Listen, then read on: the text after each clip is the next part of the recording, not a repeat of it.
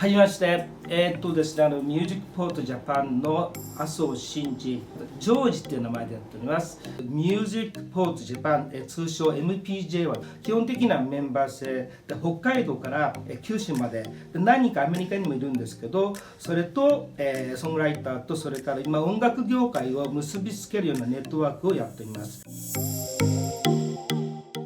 今回うちのメンバーで大坪さんという方と、それから渡部匠さんとイーさんのソングライターチームなんですけど、ベンチャーの BGM 曲を担当するようになりました。でまず大坪さんは名古屋の会員さんで、実はもう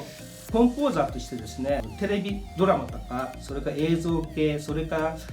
あとはなんかいろんなものを書いている方で、とてもナイスガイです。落ち着いて優れた方です。それから渡辺匠さんとイーさんは2人でソングライターチームをやっておりまして、で匠さんはギタリストで作曲家で、イーさんは実は韓国の方なんですけども、一応ピアノとあと作曲をやってチームでやっております。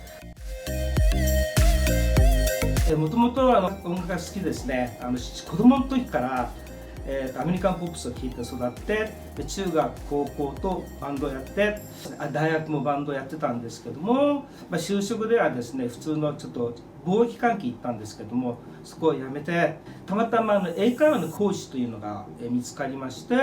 英会話言いながらで土日はバンドを続けてて、そして最終的にですね、23年前にですね、このミュージックポートジャパンというですね、音楽のコミュニティを始めて、もうそうですね、もう23年になりますね。そんな感じで続けてます。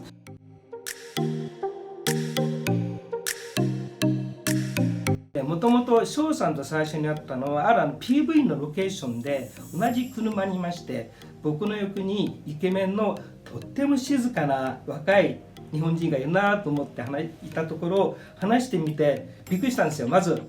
フィリピン人みたいな、それとともにですね、アニメーターの監督みたいなところがあって、それから非常に仲良くなって、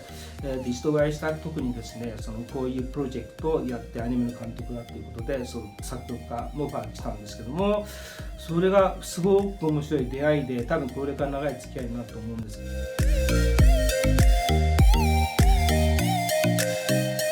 もともと翔さんからオファーが来た時にコンポーザーを探してくれということで、うちのメンバー全部振って曲を集めてきて渡したんですけれども、その中で翔さんの方から今回2人の作曲家使いたいで、要するにクラシックサイドとそれからロックサイド2つの作曲家がちょうどいるから使ってみたいけどどうかという相談が来たので、2人に相談したところ、2人も自分のフィールドなんでまさにぴったりということでやってもらいました。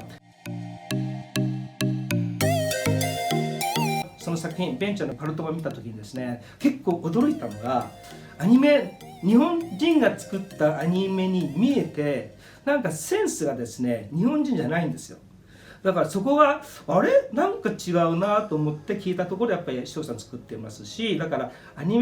本人のアニメっぽいけどちょっとインターナショナルアニメみたいなところがあって、それが非常に面白かったです。あとは内容的にはね、やっぱりIT 系のものがいろいろ入ってますので、はっきり言って僕にとってはなんかちょっとストーリーがわからないところがありました。なんとなくわかりますが、ボキャブラリーとか語彙とか使ってる言葉とか僕にはファミリアなんでっていう感じしましたけど、でもトータル的に音楽がついてきて変わってきて、とても面白い作品になってきました。今回パルトンですね、これがどんどん大きくなった時にどんどんうちからもいろんなメンバーの曲を提供して、一緒にブレイクしてたら嬉しいと思います。どうかよろしくお願いいたします。ジョージャソでした。